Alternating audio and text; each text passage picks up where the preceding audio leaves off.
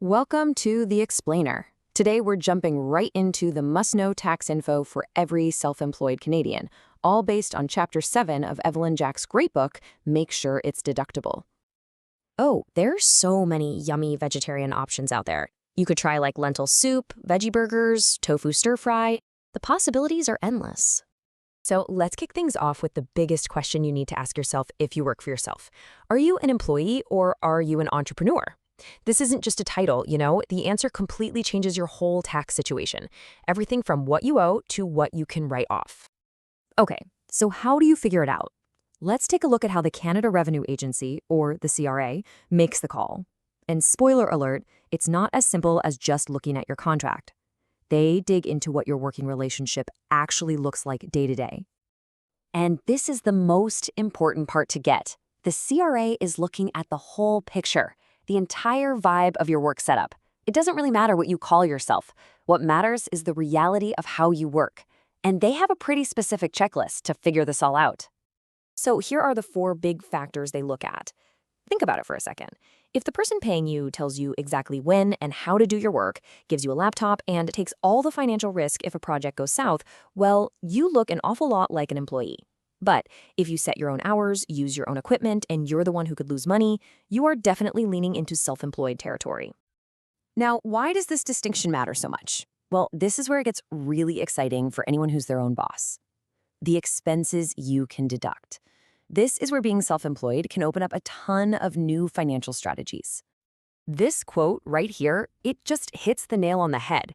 As an entrepreneur, the stuff you buy for your business, we're talking everything from a new computer to the interest on a startup loan, can actually be used to lower your taxable income. And that is a huge advantage.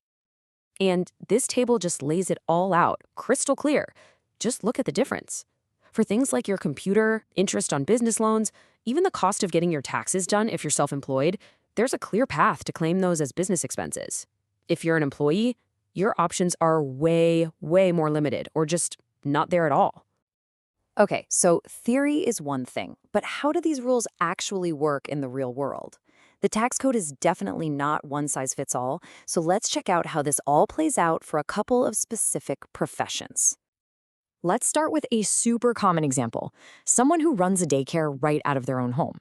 It's a classic small business model, and it comes with some really specific deductions that are pretty interesting. So, on top of the usual business stuff, childcare providers can deduct things directly related to taking care of the kids. This means you can write off a portion of your mortgage interest or rent, your utilities, and even things like toys, food, and soap. These are everyday items that become totally legit business expenses.